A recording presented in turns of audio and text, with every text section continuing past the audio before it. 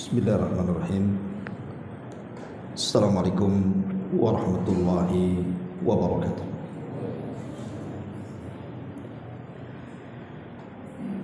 Alhamdulillah wassalatu wassalamu ala Rasulillah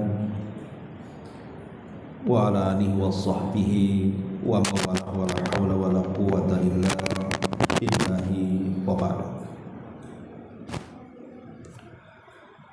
Alhamdulillah, segala puja dan puji hanya milik Allah subhanahu wa ta'ala. Salawat dan juga salam tahdiahkan kepada Rasul kita Nabi besar Muhammad sallallahu alaihi wa ala alihi wasallam.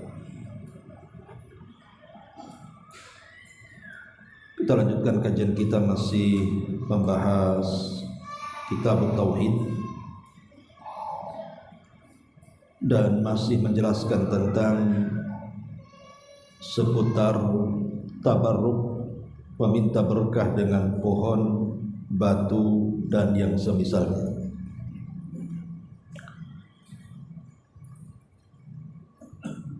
Kemarin kita sudah membahas surah An-Najm ayat 19 dan juga 20 tentang kisah-kisah berhala di zaman dahulu sampai kepada di zaman jahiliyah,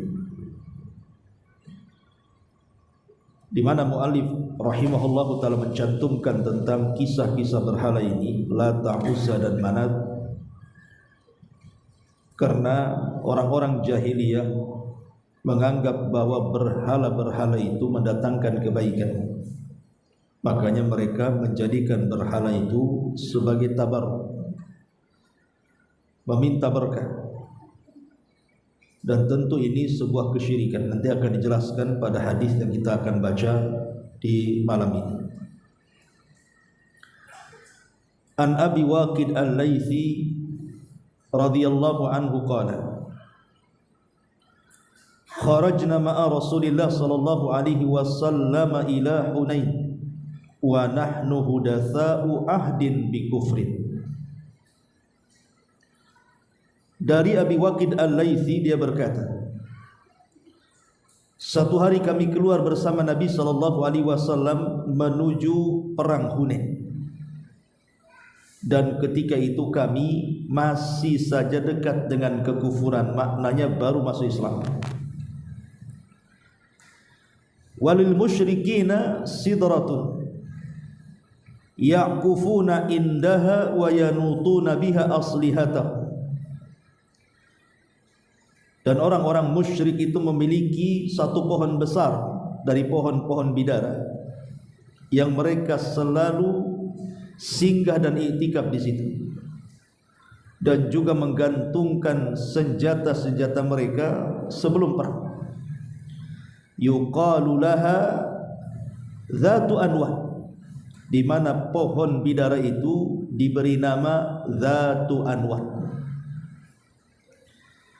Famarorna bi sidratin, satu hari kami lewat dengan pohon tersebut. Fakulna, maka kami katakan, ya Rasulullah, ij'al lana dzata anwatin kama lahum dzatu anwat. Rasul, buatkan jugalah untuk kami dzatu anwat itu. Maksudnya semacam pohon yang diambil berkah, sebagaimana mereka orang-orang musyrik itu memiliki dzatu anwat. Faqala lahum Rasulullah sallallahu alaihi wasallam, maka Nabi sallallahu alaihi wasallam bersabda, Allahu akbar, innaha sunan. Qultum walladhi nafsi biyadi, kama qalat banu Israil li Musa, ij'al lana ilahan kama lahum aliha. In qala innakum qaumun tajhalun. Maka Nabi SAW murka dan mengatakan, Allahu Akbar, ini tata cara yang menyesatkan. Apa yang kalian katakan, demi zat yang jiwaku berada di tangannya, persis seperti Bani Israel mengatakan kepada nabinya Musa, jadikan untuk kami Tuhan sebagaimana mereka memiliki banyak Tuhan. Maka Musa mengatakan, kalian kaum yang jahil. la tarkabunna sanana atau sunana man kana qablakum, sungguh kalian akan mengikuti tata cara orang sebelum kalian. Rawahu Tirmidzi wa sahhaha. Riwayat ini dikeluarkan Imam Tirmidzi dan beliau sahihkan riwayatnya. Tapi kita sedikit jelaskan tentang sejarah hadis ini. Jadi kita tahu bahwa setelah Nabi SAW membuka Mekah atau dengan istilah Fathu Mekah, ketika itu Nabi SAW mendengar ada beberapa kabilah, di antaranya Hawazin yang ada di sekitar Taif itu, di mana kabilah-kabilah ini ada isu setelah Nabi SAW berhasil mengepung Mekah dan membebaskan Mekah, mereka akan menyerang dengan pasukan besar. Maka Nabi SAW yang tadinya hendak umrah, Rasul batalkan karena mendengar isu bahwa kabilah-kabilah di luar seperti Hawazin dan yang lainnya akan menyerbu dia dan juga para sahabat. Maka Nabi SAW pun kemudian menyiapkan pasukan setelah Fathu Mekah, kemudian menuju ke Hunain, di mana Hunain ini dekat dengan Dzi Majaz atau dekat dengan Taif, ya. Antara jarak dia dengan Taif atau jarak Mekah dengan Taif ya kurang lebih sekitar 10 mil ke Hunain itu. Lah kemudian Nabi SAW berangkatlah menuju arah Arafah. Kemudian akhirnya pasukan Nabi SAW berjumpa dengan pasukan kabilah-kabilah yang katanya mau menentangnya dan menyerangnya. Kemudian terjadi pertempuran di Hunain. Dan Allah Subhanahu wa taala takdirkan Rasul menang dalam perang Hunain. Dan Allah Subhanahu wa taala anugerahkan ghanimah yang paling banyak seumur hidup Rasul melakukan peperangan. Ghanimah inilah kemudian dibagi-bagikan Nabi SAW kepada penduduk Mekah yang baru masuk Islam. Karena ketika terjadi Fathu Mekah, itu kan banyak sahabat-sahabat yang baru masuk Islam, baru-baru setelah Mekah dikuasai. Kemudian banyak kabilah-kabilah masuk Islam.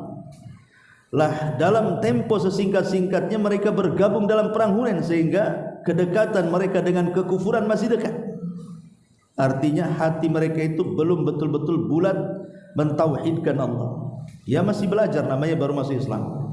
Lain dengan as-sabiqun al-awwalun dari kalangan muhajirin dan juga ansar. Lah dalam perjalanan Nabi SAW dari Mekah menuju Hunain itu, rupanya para sahabat lewat di sebuah pohon. Dulu pohon itu diagungkan orang-orang musyrik, namanya Dzatu Anwar. Jadi orang-orang musyrik itu sangat mengagungkan pohon itu karena diyakini memiliki berkah. Karena berhala-berhala di zaman jahiliyah itu ya nyembah pohon, batu dan yang semacamnya. Jadi adalah beberapa para sahabat itu yang baru masuk Islam, baru bergabung dalam peperangan, dan mereka juga baru masuk Islam. Mereka berhenti di pohon itu. Kemudian terkenang di masa jahiliyah bahwa dulu orang-orang jahiliyah kalau hendak perang, maka mereka akan menggantungkan pedang-pedang mereka atau senjata-senjata mereka di pohon itu, dengan sebuah keyakinan pohon yang berkah itu akan mentransfer kekuatan dan akan memenangkan peperangan. Itu keyakinan. Makanya kemudian mereka mengatakan di hadapan Nabi SAW, Rasul, cobalah engkau buat juga pohon seperti ini, biar kami sebelum perang itu bisa menggantungkan pedang-pedang kami, dan kami mendapatkan kepercayaan tentang kemenangan perang, karena sudah ada berkah dari pohon itu. Maka Nabi SAW marah ketika itu, karena ini masalahnya bukan masalah ibadah, tapi ini sudah mencakup masalah akidah. Sahabat biasa terkadang melakukan kesalahan, Tapi dalam konteks ibadah Nabi SAW terkadang tidak emosi, tidak marah. Seperti ada Arab Badui yang masuk ke masjid kemudian kencing dalam masjid. Semua sahabat emosi dan marah. Tapi Nabi SAW dengan tenang dan lembut menasihati orang yang kencing dalam masjid itu. Akhirnya kemudian si Badui yang kencing di masjid itu karena takjub dengan kelembutan Rasul mendoakan dengan doa, Allahumma arhamni wa Muhammadan wa la tarham minhum ahada. Ya Allah, rahmati aku dan Muhammad saja, jangan kau rahmati orang-orang yang melotot kepadaku, tuh katanya. Maka Rasul mengatakan, engkau sudah menyempitkan yang luas, katanya. Rahmat Allah itu luas, jangan disempitkan kau dan aku saja. Artinya Nabi SAW lembut, karena ketika itu penyimpangan dalam bab ibadah saja, tidak menjadikan orang keluar dari Islam. Tapi dalam konteks ini, walaupun yang minta kepada Rasul itu adalah hudatsau ahdin bi kufrin, artinya orang yang baru masuk Islam. Biasanya Rasul kalau kepada orang yang baru masuk Islam kan lembut. Makanya banyak para sahabat itu kalau berperkara kemudian mereka melakukan kesalahan, mereka menganggap, duhai aku sekiranya baru masuk Islam. Seperti kasusnya Usama. Ketika dia membunuh orang yang mengucapkan kalimat la ilaha illallah, Rasul marah dan mengatakan, aqatalta man qala la ilaha illallah. Usama, engkau sudah membunuh orang yang mengucapkan la ilaha illallah ya?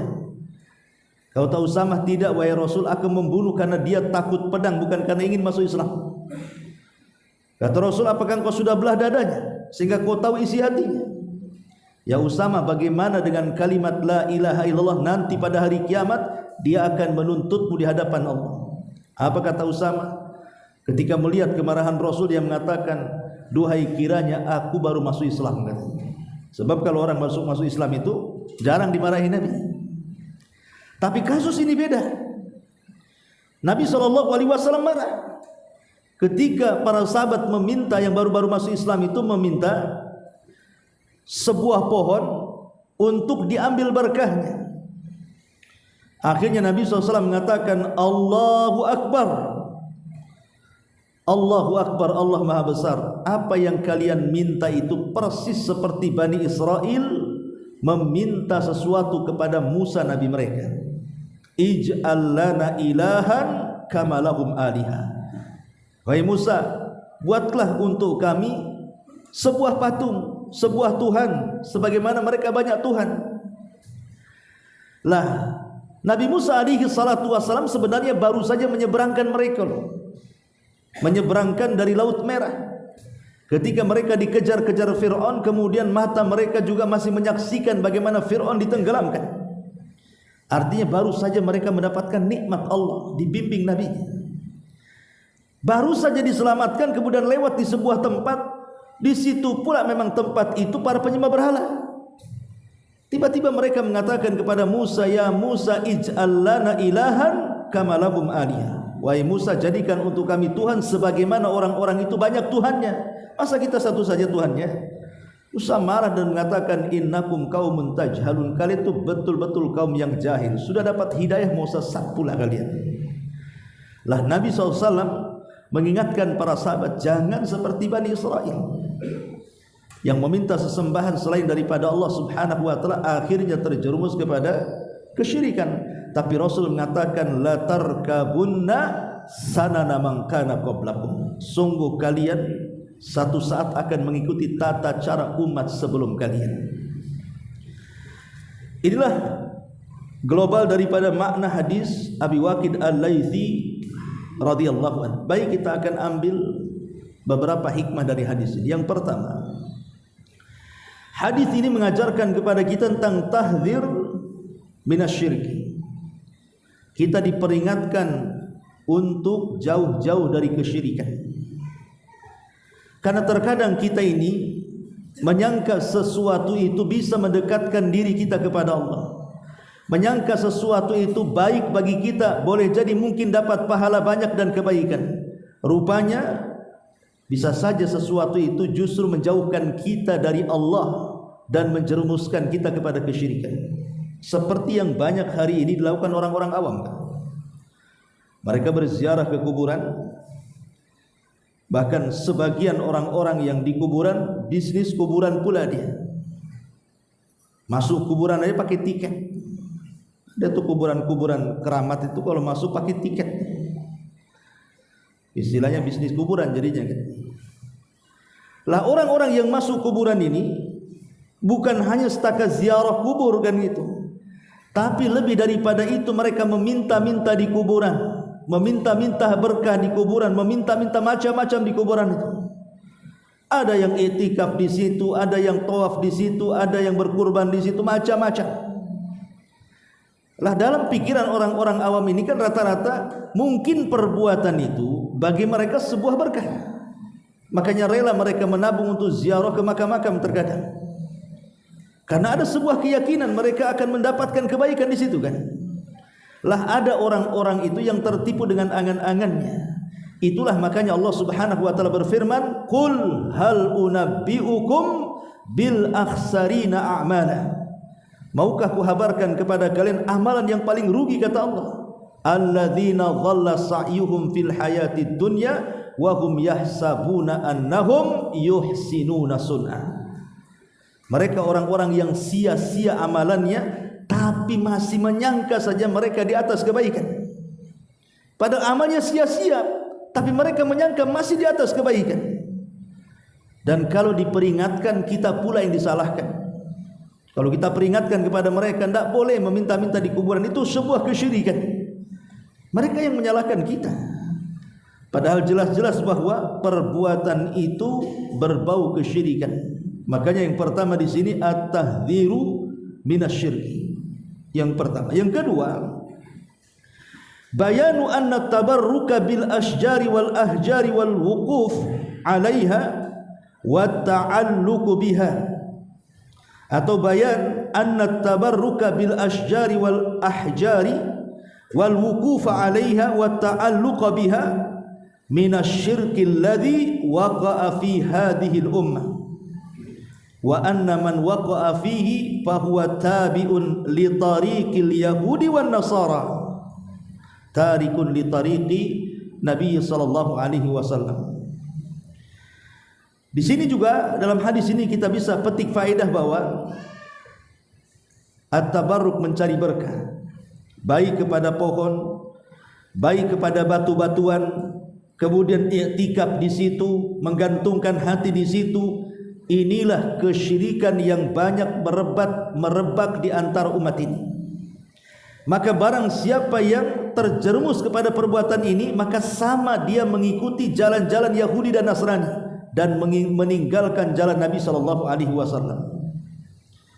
Karena bagaimanapun kalau kita meyakini bahwa pohon itu yang mendatangkan manfaat dan madarat, mencegah madarat, ini bukan syirik kecil lagi. Ini jadi syirik besar.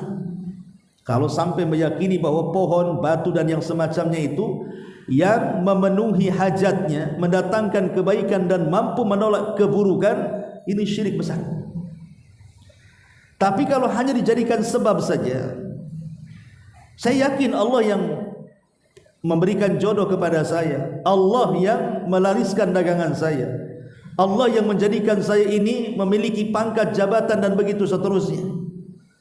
Cuman wasilah pohon-pohon ini dan batu-batu inilah kebaikan-kebaikan Allah itu akan turun, maka ini tidak sampai syirik besar.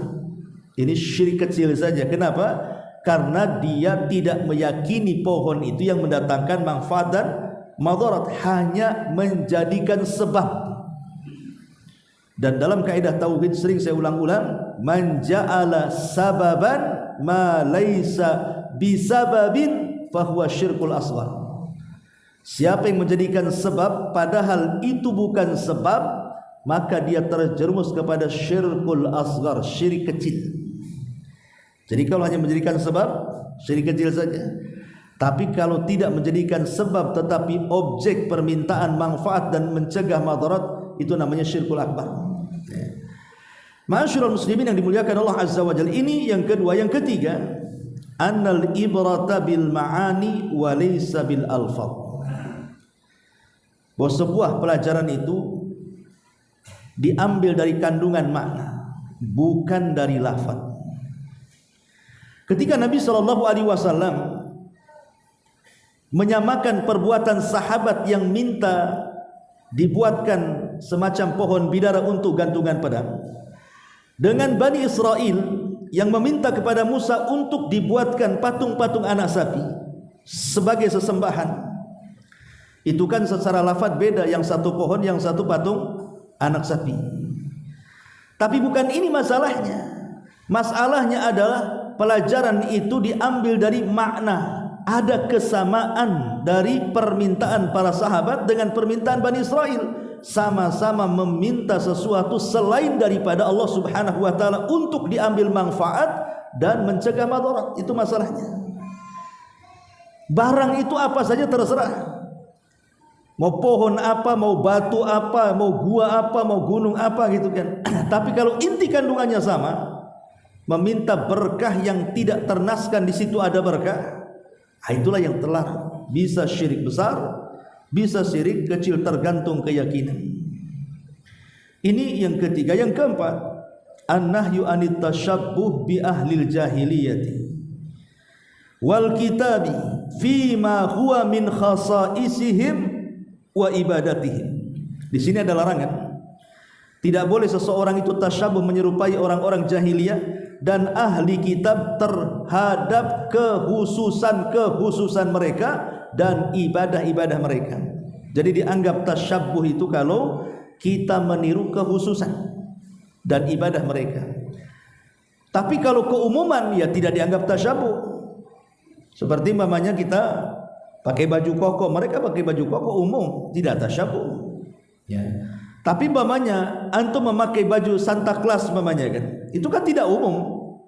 Hanya memakai baju itu kan pada ritual-ritual tertentu saja mereka kan. Ketika ada perayaan baru mereka pakai. Lah kalau kita kemudian menggunakan pakaian itu disebut tasyabuh karena ini kekhususan namanya. Jadi tasyabuh itu dalam kekhususan dan juga dalam ibadah-ibadah mereka. Ma'asyiral muslimin yang dimuliakan Allah Azza wa Jalla. Kemudian juga yang kelima, himayatu janabi tauhid wa saddu dzara'i syirki. Dalam kisah Abi Waqid Al-Laitsi ini ada faedah tentang pentingnya menjaga tauhid dan juga menyediakan hal-hal sebelum terjadinya, menyediakan payung sebelum hujan, menyediakan hal-hal yang bisa melindungi dari kesyirikan sebelum kejadian. Makanya belajar tauhid itu penting. Karena orang yang tidak paham tauhid pasti terjerumus kepada kesyirikan. Dan ilmu tentang tauhid itu bagian daripada syadud dari'ah namanya. Kan antum ngaji di sini disebut syadud dari'ah. Sehingga tahu oh ini syirik, ini enggak. Ini tauhid, ini yang tidak, dan begitu seterusnya. Kemudian juga dalam hadis juga ini ada faedah yang sangat bagus sekali, bahwa hadis ini min a'lamin nubuwatihi, ada tanda-tanda kenabian, di mana Nabi SAW mengatakan apa? La tarkabanna atau la tarkabunna sanana man kana qablakum. Kelak kalian akan mengikuti tata cara umat sebelum kalian. Dan sedekah Rasulullah. Lihat hari ini umat Islam yang mereka melakukan syahadat, setiap habis salat mereka bertahlil la ilaha illallah, tapi kelakuan mereka masih seperti umat sebelum mereka, datang ke kuburan meminta-minta, datang ke tempat-tempat keramat meminta-minta, percaya dengan dukun, tangkal dan yang semacamnya. Kalau mereka bukan umat Islam terserah hantam saja, nggak ada urusan kami.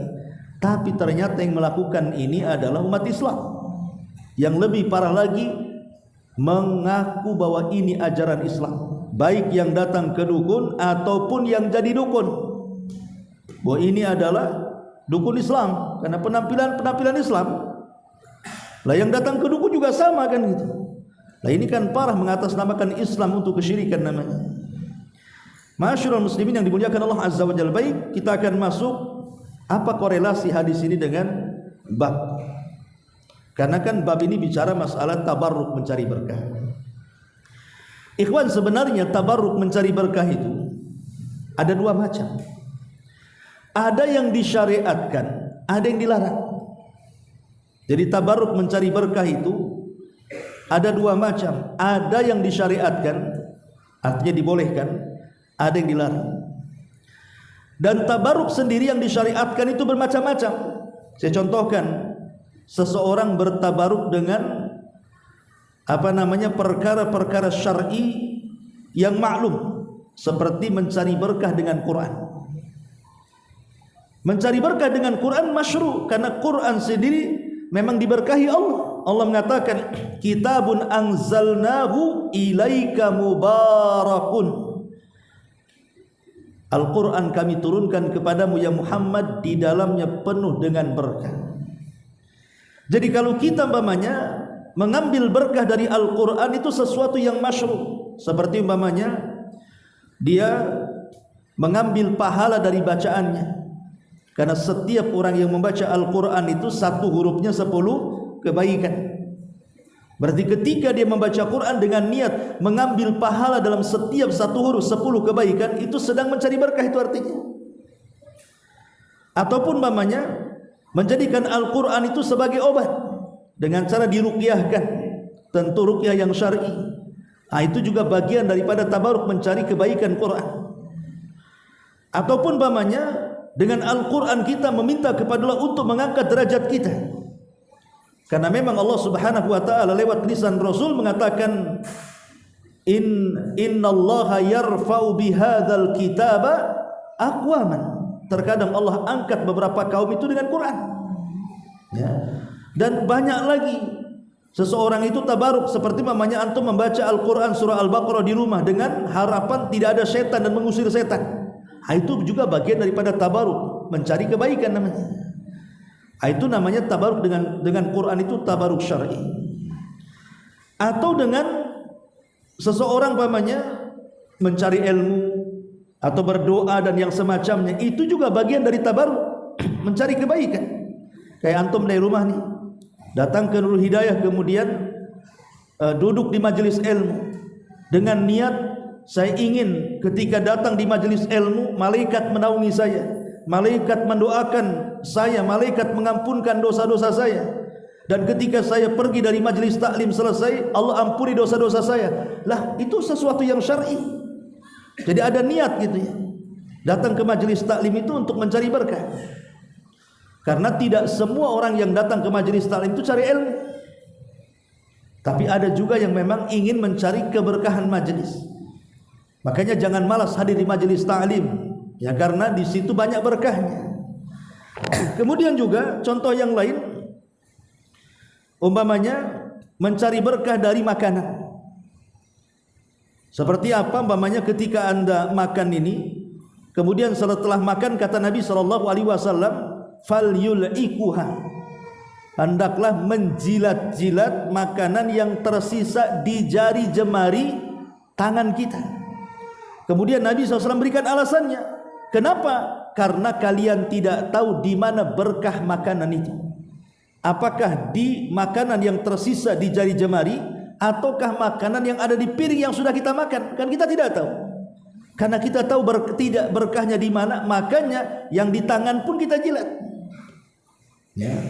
Bahkan kalau di pesantren itu, ingat saya masih dulu itu, nampannya aja dijilat anak-anak pesantren itu. Mungkin kalau antum buat kayak gitu mungkin tak jadi makan. Tapi memang seperti itu, itulah ajaran sunnahnya seperti itu. Ataupun umpamanya tabaruk dengan tempat, seperti umpamanya tempat-tempat yang jelas-jelas diberkahi, ya, Mekah, di situ ada Masjidil Haram, di situ ada Masjid Nabawi, atau antum ke Palestina, di situ ada Masjid Aqsa, atau di Madinah ada Masjid Quba. Kita boleh mencari berkah di tempat-tempat yang memang di situ dianggap berkah. Karena orang yang sholat di Masjidil Haram sama dengan 100.000 kali sholat. Orang yang sholat di Masjid Nabawi sama dengan 1.000 kali sholat. Kalau di Masjid Aqsa sama dengan 500 dan riwayat 250 kali sholat. Tapi kalau di Masjid Quba, karena Rasulullah SAW pernah singgah di situ, kemudian sholat di situ, dan Nabi SAW menganggap itu tempat yang penuh dengan kebaikan. Ya. Atau namanya tabaruk dengan zait, dengan minyak zaitun. Umpamanya kita jadikan obat minyak zaitun itu. Itu juga bagian mencari berkah, atau dengan habbatus sauda, atau dengan air zam-zam dan begitu seterusnya. Lah tabaruk seperti ini disyariatkan, tidak ada masalah. Lah yang dilarang adalah tabaruk syirki, mencari berkah dan di dalamnya ada kesyirikan. Ya seperti tadi, datang ke tempat-tempat yang menurut Al-Quran dan Sunnah di tempat itu tidak ada berkahnya. Ngapain kita datang ke situ? Quran tidak menyebutkan itu berkah, hadis Nabi tidak mengatakan itu berkah, tiba-tiba kita mengatakan itu berkah. Ini kan namanya tabaruk yang salah. Makanya dulu di zaman Umar bin Khattab radhiyallahu an, Umar itu pernah menyuruh menebang pohon yang dulu di masa Nabi dijadikan tempat bai'atul ridwan. Ketika ada sebagian orang di zamannya mulai mengagungkan pohon itu dan sholat di situ, sementara Nabi SAW tidak pernah sholat di situ. Maka ketika Umar melihat kok ada orang-orang yang mulai mengagungkan pohon itu, sholat di situ, khawatir Umar lama-lama nanti orang minta pula kepada pohon. Maka sama Umar ditebang tuh pohon itu. Padahal itu pohon bersejarah kan. Itu pohon bersejarah, kenapa ditebang Umar coba? Itu namanya syaddud dari'ah, supaya ketika sudah tidak ada pohon itu, tidak ada lagi orang yang datang ke pohon itu kan.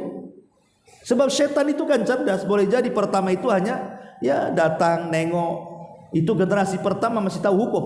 Bisa saja generasi keduanya setan datang lagi, bisa saja mereka disuruh untuk menyembah pohon itu, dan itu sudah terjadi. Ya.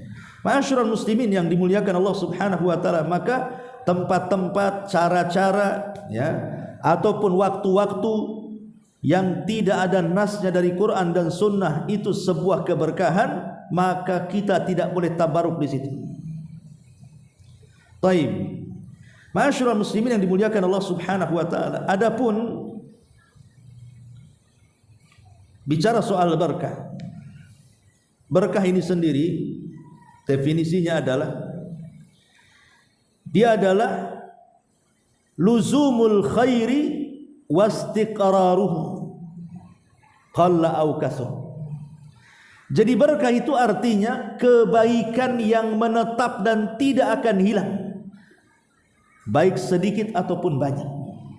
Itulah makna daripada berkah. Saya ulangi bahwa berkah itu luzumul khairi wastiqraruhu qalla au kasur. Jadi berkah adalah kebaikan yang menetap dan tidak akan kebaikan yang menetap dan tidak akan pernah hilang, baik kebaikan itu banyak ataupun kebaikan itu sedikit, maka tetap akan membawa kebaikan. Seperti ada istilah di masyarakat kan begitu kan, nggak apa-apa gaji kecil tapi berkah daripada gaji besar tapi tak berkah. Ya ada benarnya juga ucapan kayak gini, karena yang dilihat itu bukan nominalnya, tapi dilihat itu berkah atau tidaknya. Sebab kalau seandainya banyak harta tidak berkah pun dia tidak akan merasa cukup. Makanya lihat orang-orang yang sudah kaya raya itu, mereka masih disiksa dengan kekayaannya karena mereka tidak mendapatkan kekayaan dengan cara berkah. Ada orang-orang kaya itu disiksa dengan kekayaannya. Seperti apa? Ya tidak ada waktu kecuali dia harus memperhatikan dan menjaga kekayaannya, seolah tidak pernah rehat hidupnya, tidak pernah tenang hidupnya, sibuk dengan kekayaannya. Orang ini sedang disiksa dengan kekayaannya. Makanya ikhwatu fillah muliakan Allah Azza wa Jalla, mencari berkah dalam hidup itu penting. Bagaimana caranya? Ma'asyiral muslimin yang dimuliakan Allah Subhanahu wa taala, cara mencari berkah disebutkan oleh para ulama tentang sebab-sebab seseorang itu mendapatkan berkah. Yang pertama adalah berusaha untuk zuhud dan qanaah. Orang kalau zuhud itu, zuhud kan tidak mesti miskin ya. Zuhud itu orang kaya bisa zuhud. Seperti Nabi itu zuhud. Tidak mesti zuhud itu miskin. Orang kaya pun bisa zuhud. Karena arti zuhud itu maksudnya meletakkan dunia di tangan dan tidak sampai memasukkan ke hati.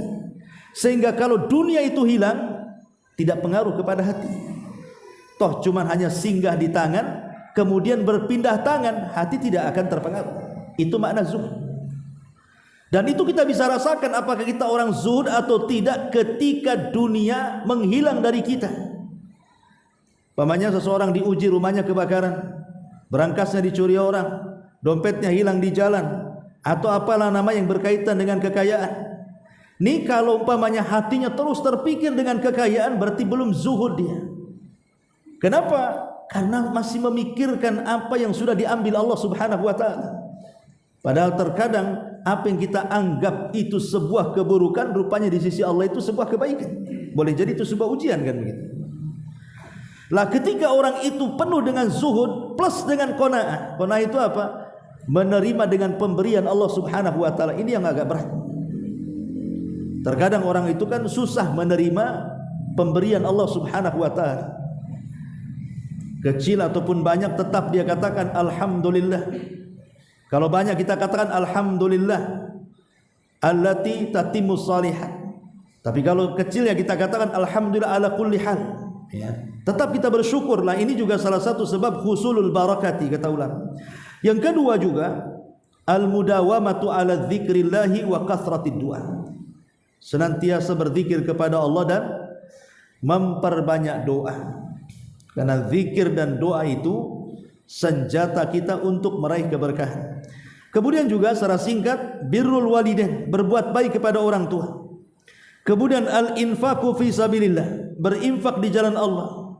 Kemudian ta'atun li awamirillahi subhanahu wa ta'ala, berusaha untuk melaksanakan semua perintah Allah dengan sebisa mungkin. Kemudian juga ridal khaliq anil makhluk wa mahabbatuhu lahu wa ikhtiyaruhu min nafsi duna su'alin. Redha kepada sang khalik, kepada sang pencipta, apapun yang diberikannya tetap kita rela, tetap kita cinta. Itulah yang disebut dengan qanaah tadi. Dan banyak lagi, ya. Taib, adapun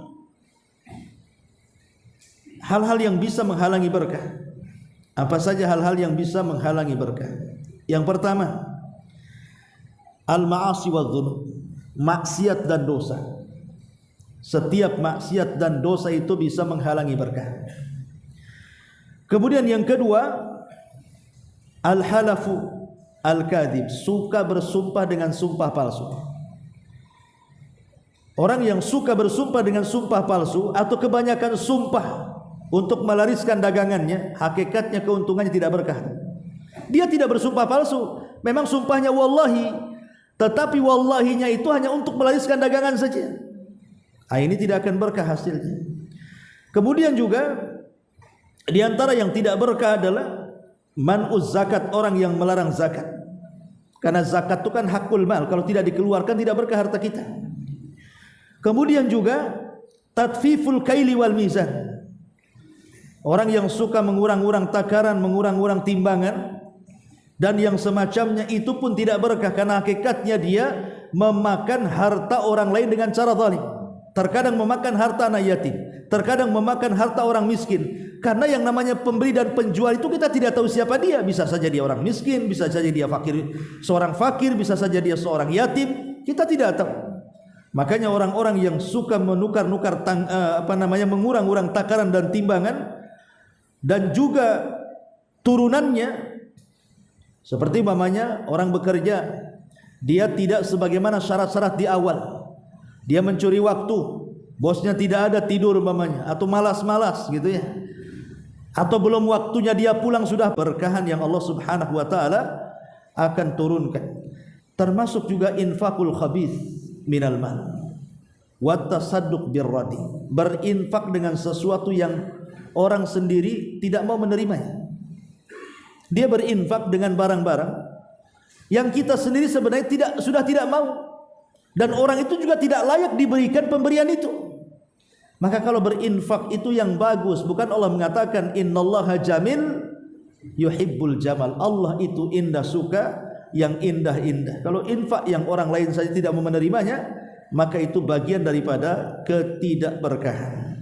Dan banyak lagi. Tapi intinya bahwa, kembali kepada tema, bahwa hadis ini mengajarkan kepada kita tentang tauhid, bahwa berkah itu tidak diraih kecuali datang dari Allah. Sehingga sesuatu yang tidak Allah anggap berkah atau Rasulnya dianggap berkah, jangan mencari berkah di situ. Contoh umpamanya di masyarakat itu kan kadang-kadang kita lagi viral kan tentang masalah nasab ini. Nasab yang sampai kepada Nabi SAW dari nasab Ba'alwi itu kan viral sampai kepada macam-macam pemberitaan itu, sampai ke jual beli kuburan tadi. Jadi ada beberapa kuburan itu dianggap kuburan wali, padahal nggak ada isinya kuburan itu. Jadi kuburan itu nggak ada orangnya dalam kuburan itu, hanya dibentuk kuburan kemudian ditulisi bahwa ini wali fulan atau wali Allah. Kemudian orang berbondong-bondong dari mana-mana karena ada cerita yang dibuat-buat di situ. Bahwa ini wali lah, bahwa ini begini-begini, punya karamah, mukjizat dan yang semacamnya. Akhirnya kemudian orang-orang berbondong-bondong ke situ mencari berkah.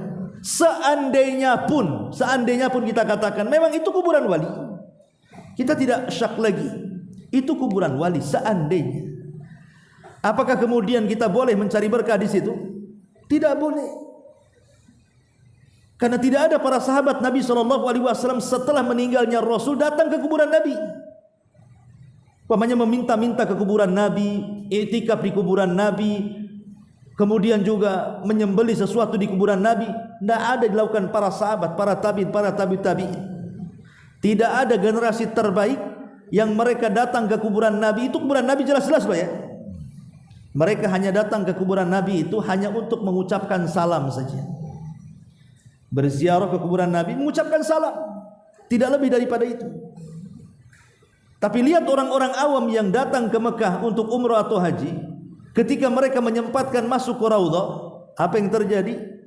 Terkadang mereka meminta sesuatu ke kuburan Nabi coba. Jadi dari hotel itu sudah ditulis itu permintaannya di dalam kertas, kemudian dilinting-linting, berusaha mendekati Raudhah, kemudian ke pintu kuburan Nabi dilempar di situ.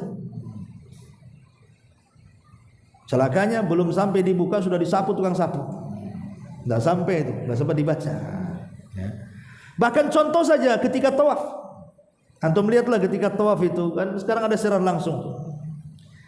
Ketika seseorang itu mencium atau mengusap, itu hanya disyariatkan di Hajar Aswad saja, karena memang itu ada syariatnya. Ya, Nabi SAW memang mencontohkan, makanya Umar bin Khattab radhiyallahu mengatakan ketika mencium Hajar Aswad, "Innila a'lamu annaka hajarun la tadhur wa la tanfa." Engkau ini hanya batu, ku tahu, kata Umar, tidak mendatangkan manfaat dan juga madarat. Falaula anni ra'aitun nabiyya sallallahu alaihi wasallam qabbalaka ma qabbaltuka. Kalau bukan karena aku melihat Rasul mencium kamu, ngapain aku cium kamu, katanya. Itu otak secerdas Umar saja. Dia tidak mencium Hajar Aswad kecuali karena Rasul menciumnya. Tapi hari ini yang dicium itu bukan Hajar Aswad saja. Ketika orang berdesak-desakan tidak bisa mencium, meraba Hajar Aswad, sasarannya apa? Makam Ibrahim. Makam Ibrahim tahu? Nah, tidak ada syariat makam Ibrahim dicium, dipeluk, diusap-usap, kemudian kainnya di situ, dimintai sesuatu. Ini kan salah mencari berkah Anda ini. Maka ini kan tempat yang mustajab. Bukankah ketika Anda tawaf, Anda ketika kita hendak umroh dari mikot menuju Mekah itu apa kata-katanya coba? Labbaik Allahumma labbaik, labbaik la syarika lak labbaik. Lihat, ini talbiyah tauhid. Ketika berangkat itu loh, kita sudah bertalbiyah, mentauhidkan Allah Subhanahu wa taala, memenuhi panggilan Allah. Ketika kita sedang tawaf, dia buat kesyirikan pula di situ. Meminta sesuatu kepada benda-benda yang ada di sekitar Ka'bah. Tidak semua syariat umroh itu harus diraba, harus dicium, harus dipeluk. Hanya Hajar Aswad saja memang ada syariatnya di situ. Itu pun bukan karena Hajar Aswad itu memiliki manfaat, artinya mendatangkan manfaat dan mencegah sebuah madarat kan. Kita melakukan mencium dan meraba Hajar Aswad itu karena Rasul mencium dan meraba, gitu saja. Tidak lebih daripada itu.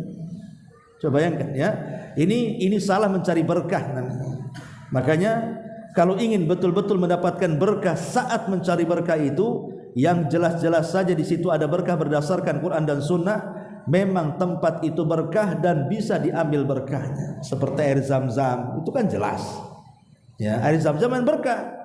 Kalau anda kebetulan di sana, kan bisa kita di Mekah itu tiap masuk masjid kita minum, berdoa di situ. Itu jelas-jelas berkah tuh. Lah yang jelas-jelas berkah tidak dilakukan, yang jelas-jelas tidak berkah pula disibukkan pula di situ. Ya, ini yang terjadi di tengah-tengah kaum muslimin. Wallahu a'lam. Subhanakallah bihamdika asyhadu an la ilaha illa anta astaghfiruka wa atubu ilaik.